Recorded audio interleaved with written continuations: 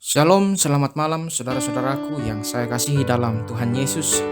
Kembali berjumpa dengan saya Pendeta Ribrata Salata lewat sapaan firman Tuhan pada malam hari ini melalui channel Berita Injil edisi tanggal 20 Juni tahun 2022. Kiranya saudara-saudara semua dalam keadaan sehat, penuh sukacita dan damai sejahtera dari Tuhan. Malam ini kita akan membaca dan merenungkan firman Tuhan. Kita akan minta tuntunan Roh Kudus, kita berdoa. Kami bersyukur kepadamu Tuhan, sepanjang hari ini Tuhan masih memberikan kami kesehatan untuk kami boleh mengerjakan pekerjaan kami, mengerjakan segala tugas dan tanggung jawab kami. Kiranya itu semua boleh berkenan di hadapan Tuhan. Ampuni kami jika dalam mengerjakan segala sesuatunya sepanjang hari ini kami melakukan apa yang jahat di hadapan-Mu. Malam hari ini Tuhan, kami akan bersekutu menikmati firman kebenaran-Mu dengan membaca dan merenungkan firman-Mu. Kami mohon tuntunan Roh Kudus bekerja menolong kami sehingga kami boleh diberikan kemampuan, pengertian, hikmat dari Tuhan untuk memahami akan kebenaran firman Tuhan. Dan tiap-tiap hari kami boleh semakin bertumbuh di dalam iman, pengharapan, dan kasih. Ampuni salah dan dosa kami Tuhan. Terima kami yang datang berdoa dalam nama Tuhan Yesus. Amin. Saudara-saudara, firman Tuhan pada malam hari ini saya pilih dari kitab Kejadian pasal 50, Kejadian 50 ayat 15 sampai ayatnya yang ke-20. Kejadian 50 ayat 15 sampai ayatnya yang ke-20. Firman Tuhan. Ketika saudara-saudara Yusuf melihat bahwa ayah mereka telah mati, berkatalah mereka, boleh jadi Yusuf akan mendendam kita dan membalaskan sepenuhnya kepada kita segala kejahatan yang telah kita lakukan kepadanya. Sebab itu mereka menyuruh menyampaikan pesan ini kepada Yusuf. Sebelum ayahmu mati, ia telah berpesan, beginilah harus kamu katakan kepada Yusuf. Ampunilah kiranya kesalahan saudara-saudaramu dan dosa mereka, sebab mereka telah berbuat jahat kepadamu. Maka sekarang ampunilah kiranya kesalahan yang dibuat hamba-hamba Allah ayahmu. Lalu menangislah Yusuf ketika orang berkata demikian kepadanya. Juga saudara-saudaranya datang sendiri dan sujud di hadapannya serta berkata, kami datang untuk menjadi budakmu. Tetapi Yusuf berkata kepada mereka, janganlah takut, sebab aku inikah pengganti Allah. Memang kamu telah mereka-rekakan yang jahat terhadap aku, tetapi Allah telah mereka-rekakannya untuk kebaikan, dengan maksud melakukan seperti yang terjadi sekarang ini, yakni memelihara hidup suatu bangsa yang besar. Demikianlah firman Tuhan. Berbahagialah kita yang masih diberikan waktu untuk boleh membaca dan merenungkan firman Tuhan, terlebih melakukan dalam hidup kita. Saudara-saudara yang saya kasihi dalam Tuhan Yesus, firman Tuhan malam hari ini akan kita renungkan dalam satu tema perenungan, proses tempaan oleh Tuhan. Proses tempaan oleh Tuhan. Saudara-saudara, emas, ya kita semua tahu, saudara semua tahu, emas adalah logam mulia yang memiliki nilai jual yang tinggi di dunia. Emas itu banyak dibuat menjadi perhiasan seperti cincin, gelang, kalung, dan sebagainya. Nah, saudara-saudara, tahukah saudara bagaimana perhiasan emas itu dibentuk? Prosesnya mulai dari penambangan sampai terbentuknya perhiasan membutuhkan tahapan yang panjang. Logam mulia itu harus dimurnikan dengan cara dipanaskan berulang kali, dibakar, dicetak, hingga terbentuklah perhiasan. Nah, untuk mendapatkan perhiasan emas yang indah, butuh proses yang lama dan menerima berbagai macam tempaan. Nah, sama halnya dengan proses pembentukan Tuhan terhadap anak-anaknya. Pembentukannya tidak terjadi dalam sehari, tetapi butuh waktu dan melalui berbagai tempaan hidup. Di balik tempaan tersebut, Allah bekerja memurnikan seseorang seperti logam mulia di dalam pembakaran. Tidak enak, sulit dipahami, tetapi di dalam rancangan Tuhan, itu semua membentuk pribadi yang dikehendaki Tuhan. Yusuf dibentuk sedemikian rupa oleh Tuhan.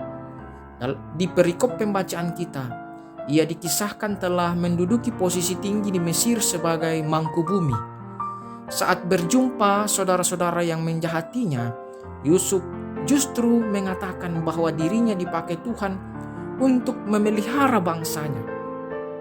Ia bisa berada di Mesir akibat ulah saudara-saudaranya. Bila mereka tidak menjual dirinya kepada saudagar Midian, ia tidak akan pernah menjadi budak di rumah Potifar, di penjara, hingga sampai dipercaya oleh Firaun.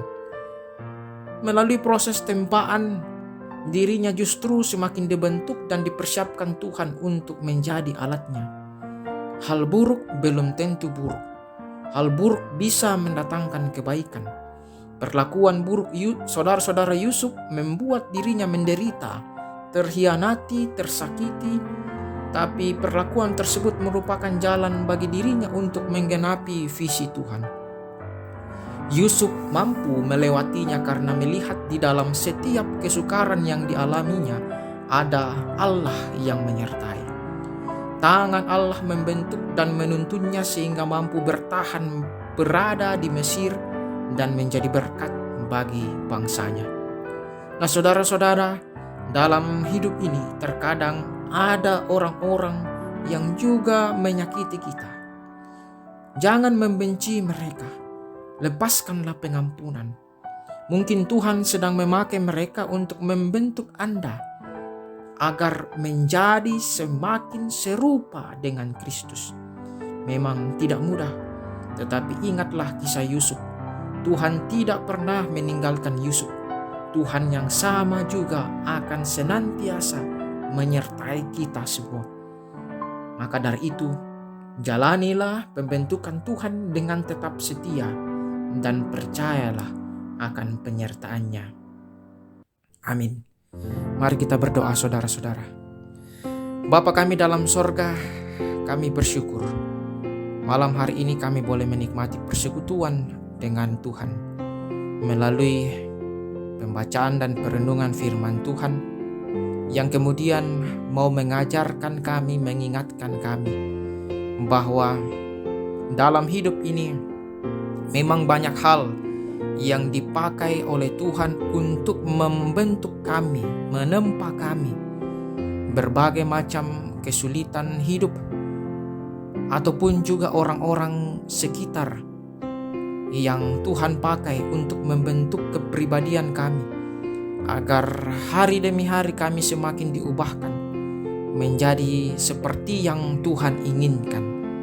Oleh karena itu, kami mau terus percaya, mau terus menyerahkan seluruh kehidupan kami ke dalam tangan pengasihan-Mu, supaya terus Tuhan tuntun, Tuhan peliharakan, Tuhan bentuk seturut dengan kehendak Tuhan, sehingga kami boleh menggenapi visi Tuhan dalam hidup kami. Kami berdoa untuk saudara-saudara kami yang sedang sakit, Tuhan kiranya menyembuhkan dengan cara Tuhan sendiri. Melalui setiap upaya-upaya pengobatan, kiranya Tuhan memakai itu semua menjadi sarana untuk mendatangkan kesembuhan bagi saudara-saudara kami yang sakit. Saudara-saudara kami yang punya pergumulan dan masalah dalam hidup, kami terus memohon pimpinan penyertaan Tuhan, kekuatan daripada Tuhan, penyertaan Tuhan, sehingga mereka boleh terus merasakan bahwa tangan Tuhan terus menyertai mereka, menolong mereka, memberikan mereka jalan keluar dari setiap permasalahan kehidupan. Bapa kami dalam sorga, kami juga berdoa untuk pemerintah kami. Tuhan berkati para pemimpin kami, mulai dari pusat sampai pelosok-pelosok daerah, sehingga mereka diberikan hikmat dari Tuhan untuk boleh menjalankan roda pemerintahan dengan baik, sehingga kami pun, dimanapun kami berada, kami boleh merasakan rasa aman, damai, tentram yang asalnya daripada Tuhan melalui para pemerintah kami. Kami akan beristirahat Tuhan pada malam hari ini. Kami mohon kuasa Tuhan, penyertaan Tuhan bekerja setiap kami, sehingga kami boleh melalui malam ini dengan kasih setia daripada Tuhan sendiri. Dan besok kami boleh dibangunkan atas perkenanan Tuhan sendiri. Kami diberikan tubuh yang sehat untuk melanjutkan segala pekerjaan, segala tugas dan tanggung jawab kami yang masih Tuhan berikan kepada kami semua. Ampuni salah dan dosa kami ya Tuhan. Terima kami yang datang berdoa. Dalam nama Tuhan kami Yesus Kristus, itulah Tuhan dan Juru Selamat kami, dan yang juga telah mengajar kami berdoa. Bapa kami, Bapa kami yang di sorga, dikuduskanlah namamu. Datanglah kerajaan-Mu. Jadilah kehendak-Mu di bumi seperti di sorga. Berikanlah kami pada hari ini makanan kami yang secukupnya, dan ampunilah kami akan kesalahan kami, seperti kami juga mengampuni orang bersalah pada kami.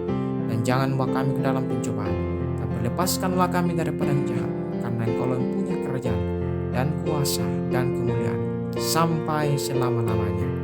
Amin. Selamat beristirahat saudara-saudaraku. Tuhan Yesus memberkati. Selamat malam.